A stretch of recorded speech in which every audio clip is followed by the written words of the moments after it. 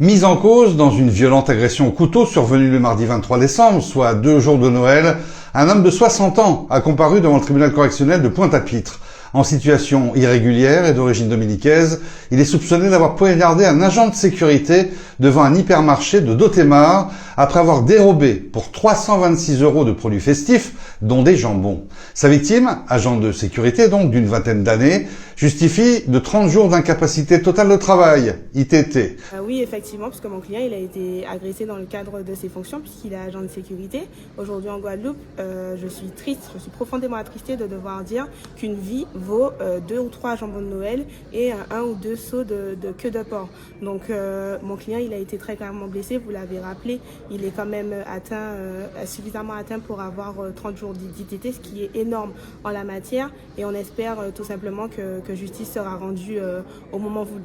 Alors justement, par rapport aux faits qui n'ont pas été abordés aujourd'hui, puisque le prévenu a demandé un délai pour préparer sa défense, mais votre client, l'agent de sécurité, a retrouvé ses affaires volées dans une pâtisserie adjacente, mais il n'avait même pas vu que c'était du prévenu dont il s'agissait. C'est ça. En fait, en réalité, mon client, il a tout simplement voulu récupérer les cabas, et c'est par la suite que l'assaillant, il a surgi et qu'il a commencé à l'invectiver, et par la suite, vous connaissez, pour course-poursuite, jusqu'à lui infliger des coups et des blessures assez importantes. Oui, des coups de couteau quand même, ça, dont exactement. Au visage. Exactement, c'est ça. Mais vous le voyez aujourd'hui, il est bandé, ses blessures ne montent pas, ses pansements ne montent pas en tout cas, et il est très gravement atteint. Il a également été projeté contre une voiture. Exactement, qui est la projection a quand même fait éclater la vitre de la voiture, donc c'était quand même un choc assez violent. À l'audience, vous n'avez pas voulu faire d'observation pour les mesures de sécurité qui vont être prises. Par contre, est-ce que vous trouvez normal qu'il y ait une expertise qui soit pratiquée, psychiatrique, contre le prévenu? Alors moi, à la lecture des pièces de procédure auxquelles j'ai pu avoir accès, monsieur le prévenu, à mon sens, n'a pas de difficulté particulière à ce niveau-là. Après, je suis pas professionnelle pour pouvoir me prononcer. Effectivement, j'ai pas fait d'observation sur les mesures de sûreté, puisque dans le format dans lequel nous sommes, à savoir la comparution immédiate, le renvoi, il est de droit, malheureusement, même si mon client et d'ailleurs sa famille ont fait le déplacement en nombre pour pouvoir assister au fait que justice soit rendue aujourd'hui. Devant les juges, le prévenu a demandé un délai pour préparer sa défense, une requête acceptée par le tribunal.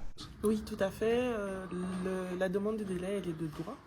S'agissant d'une procédure rapide de comparution immédiate, toutes les personnes qui sont présentées en urgence devant les juridictions ont cette possibilité d'obtenir un délai pour pouvoir préparer leur défense.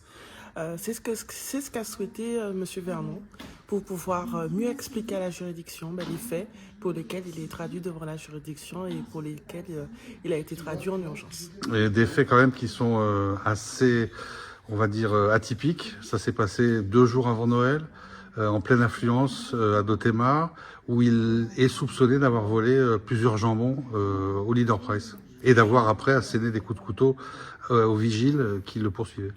Je pense que déjà dans l'énoncé des faits que vous venez d'exposer, l'atypisme, c'est qu'on a un vol de jambon, on est dans la période de Noël, on se croirait même dans un mauvais conte de Noël où dans ces raisons de nécessité fait que des personnes pour pouvoir passer des fêtes de Noël dignement et qui n'ont pas les moyens, on arrive à cette extrémité. Après les faits, il s'en expliquera, il indiquera ce qu'il en a été dans leur globalité à la date qui a été fixée par la présidente pour qu'il soit jugé. Le problème, c'est que le tribunal n'a pas d'autre moyen que de le maintenir en détention puisqu'il n'a pas de garantie de représentation. Voilà, il n'a pas de garantie de représentation, il n'a pas de domicile.